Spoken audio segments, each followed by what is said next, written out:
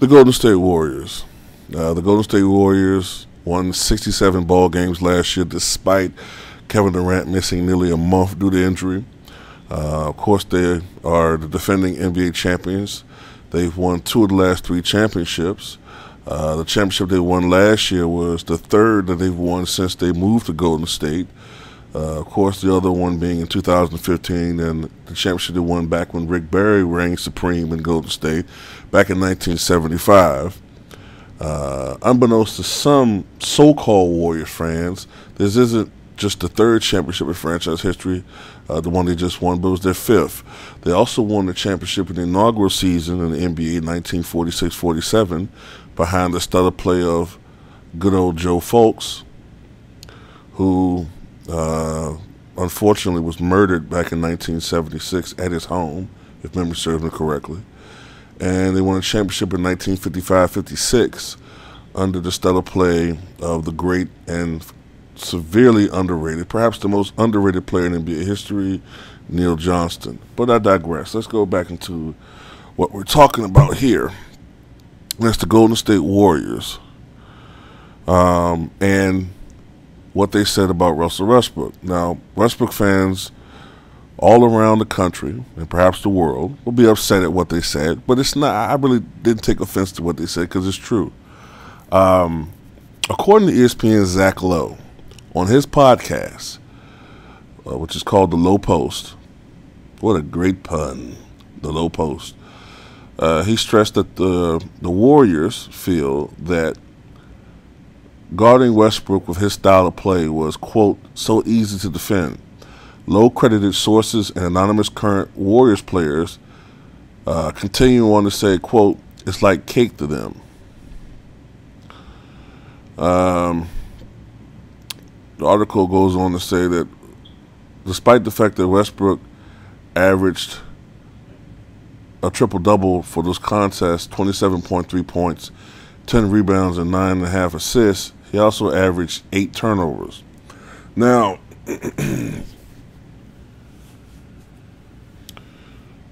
I don't really take offense to that. Last year, the Warriors swept the Thunder 4-0. Now, one thing that many of us who rooted for the Thunder last year would say is that Russell Westbrook had absolutely no help.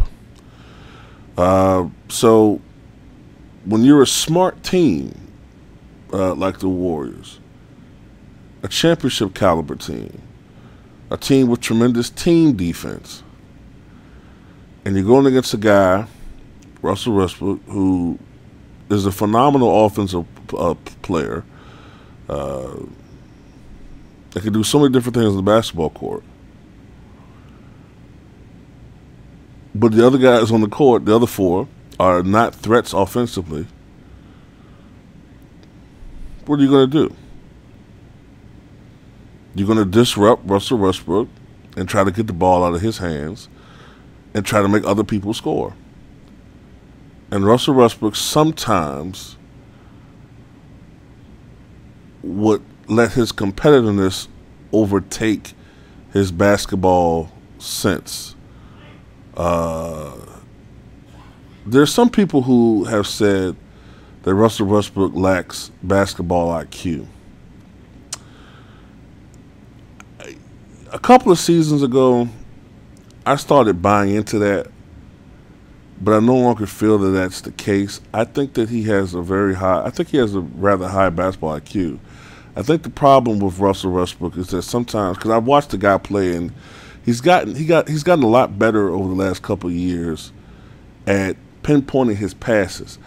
One of the problems that I've noticed with him is that he has guys on his teams that just can't quite. They don't have good hands. I watched this. I watched a lot of guys fumble a lot of passes that he throws to them. The passes are beautiful. They can't catch for shit. And then, the catch will bounce off their hands, and an opposing team will get the ball and, get the steal, turnover, whatever. And the turnover gets credited to Russell Westbrook since Adams never really got possession of the basketball. You see what I'm saying? So that's how he got a lot of his turnovers. don't get me wrong, he does turn the ball over a lot, but last year the Warriors swept the Thunder 4-0. I don't know the spread exactly, but I would guess that at least 3 of those games were blowouts. At least 3. Possibly all 4 of them. But at least 3 of them were blowouts. And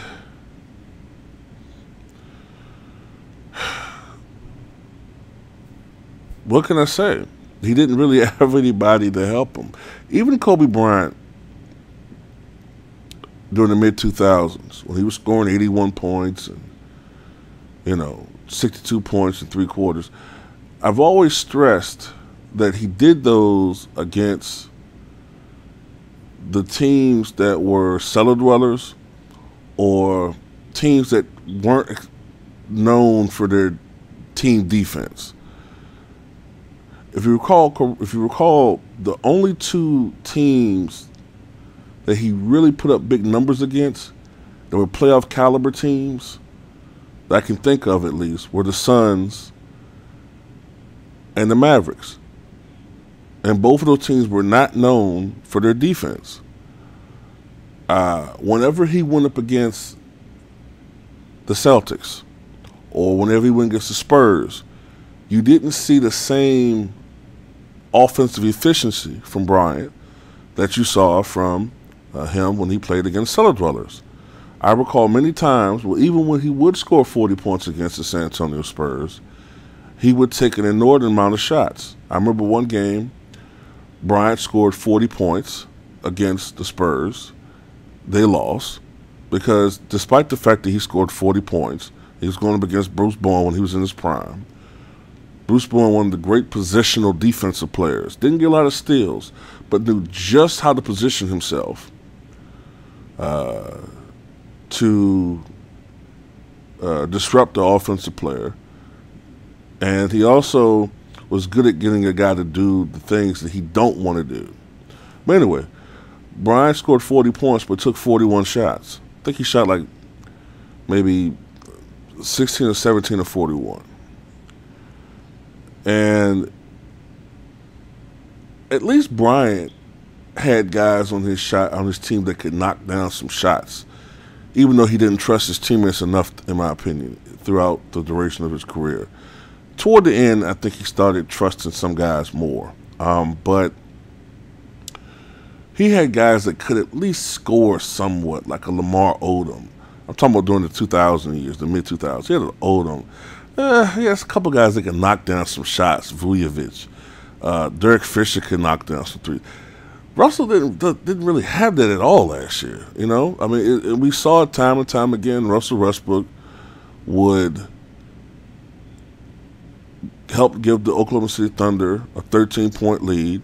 He goes to the bench, and all of a sudden, the opposing team goes on a 15-3 run, and now Russell has to get back in the game. We saw that time and time again.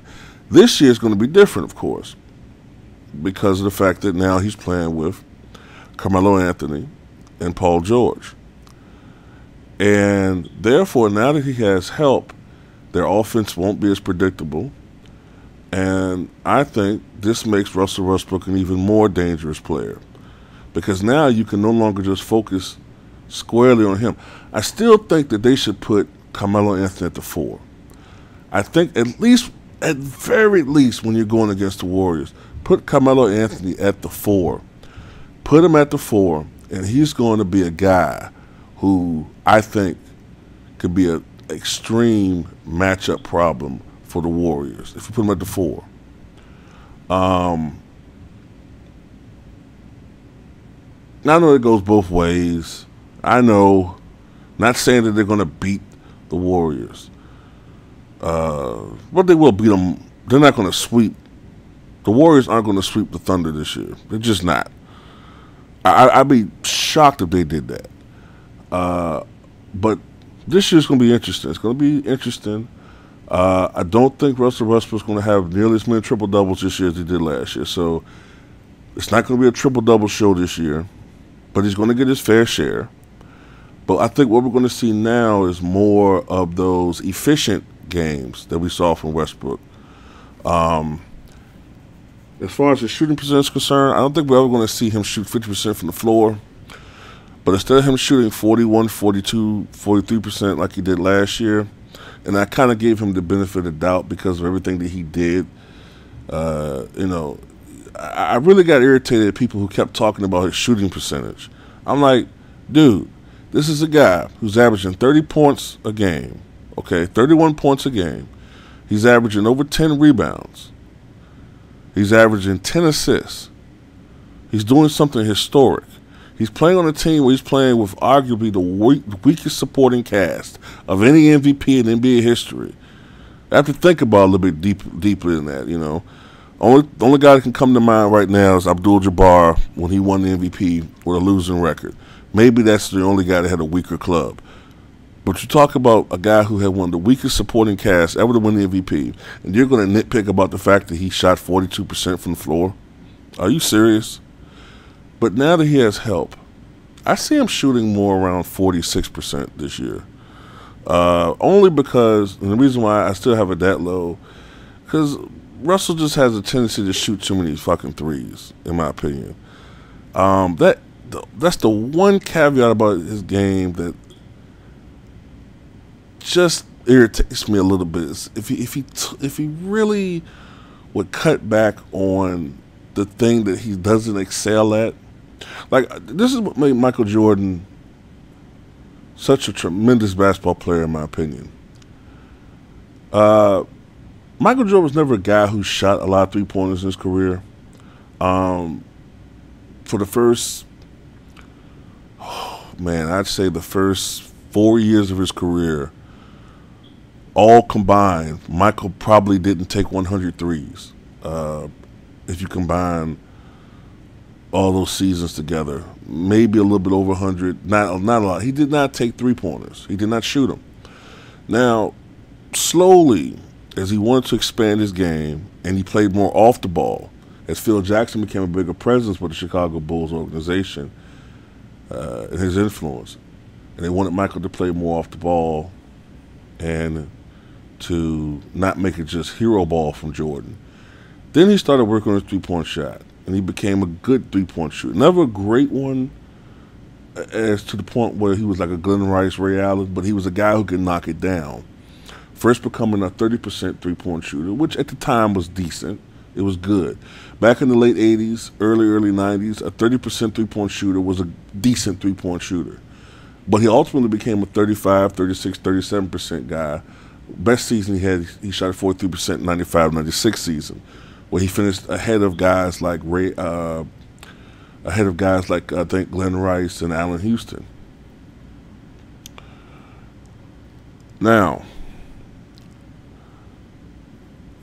his first two seasons back with the Chicago Bulls in 95, 96, 96, 97, that's the most prolific Michael ever was shooting three-pointers.